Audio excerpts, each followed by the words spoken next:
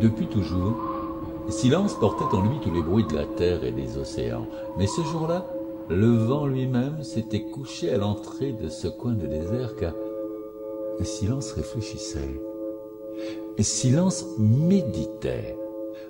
Au commencement du monde, c'est naturellement qu'il s'était glissé entre les crépitements des flammes, les craquements des branches, ça leur donnait de la résonance. Il avait rythmé le goutte à goutte de l'eau, il avait épuré le chant du grillon. Il avait sublimé tous les paysages de la terre et des océans. Un jour, les hommes étaient arrivés, et là, beaucoup de choses avaient changé. Les hommes croyaient que Silence était muet, alors qu'en se glissant entre leurs mots, leurs phrases, il donnait tant d'émotion, d'intelligence même à ce qu'il disait. Heureusement, un jour, l'un d'entre eux, un magicien, ou sûrement un sorcier, s'était fait musicien. Ah, quelle divine surprise! La musique, Silence en avait fait son berceau. Le magicien avait fait des émules et Silence s'était dit que peut-être maintenant, ça y est, les hommes l'écoutaient. Mais lui n'avait pas su les entendre. Et s'il était maintenant là, dans ce coin de désert, à méditer, c'était parce qu'une dictature s'était installée au pays et l'avait passé sous... Par voie de conséquence, des innocents étaient maintenant derrière les barreaux condamnés au...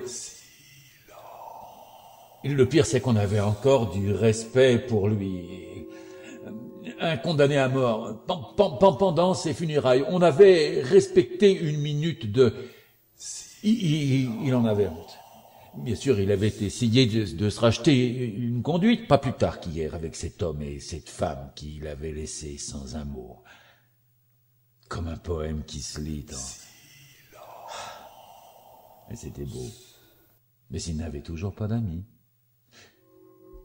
Et puis un jour, des hommes sont arrivés. Dans ce même coin de désert, ils ont édifié des murs, ils ont construit un monastère. Oh, ils disaient rien. Ils avaient fait vœu de silence et quand ils se déplaçaient à l'intérieur du cloître, ils glissaient sans un bruit. Si bien que les hommes et Silence vivaient presque en harmonie. Je dis presque parce que le meilleur est à venir. Yuna est arrivé. Il marchait lui-même depuis longtemps dans le désert en cherchant en lui-même un chemin vers la lumière. Et partant du principe que c'est du silence que naissent les grandes choses, mais il s'était tout naturellement arrêté aux portes du monastère. Le maître des lieux l'avait accueilli et lui avait promis de partager ses connaissances. Et pour commencer son apprentissage, il lui avait confié un balai.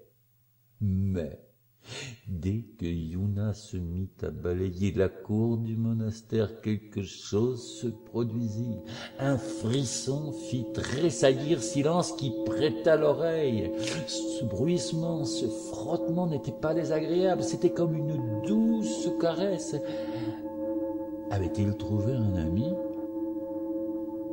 Il se glissa, avec une telle malice entre les frottements du balai que Yuna ouvrit grand les yeux le jour où il y vit passer devant lui un moine qui se dandinait. Il dansait presque.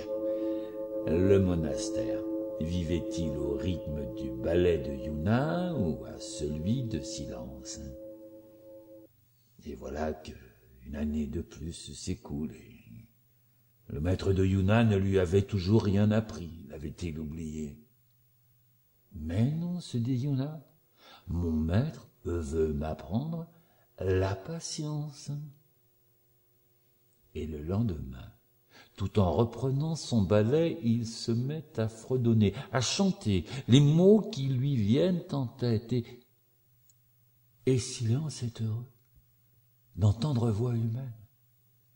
La voix de celui qui manie si bien son balai, la voix de son ami. Jamais les moines ne s'étaient aussi bien recueillis. Une année de plus s'écoule, mais voilà qu'un matin des nuages noirs s'accumulent à l'horizon. Dans la cour du monastère, Silence se fait oppressant. Un balai, immobile et sans vie, repose à terre. Yuna était partie pendant la nuit, puisque son maître ne lui avait toujours rien appris. Yuna marchait 3 jours dans le désert, jusqu'à ce matin où celui qui l'appelait son maître l'a réveillé. Il lui a dit: « Le silence s'écoute, le silence s'entend. Tu sais murmurer à son oreille, Yuna. Tu voulais que je t'enseigne, c'est toi qui nous as appris. » Yuna et son maître sont rentrés ensemble au monastère. Cette nuit-là, silence s'est éclipsé. Les moines avaient quelque chose à célébrer en son absence.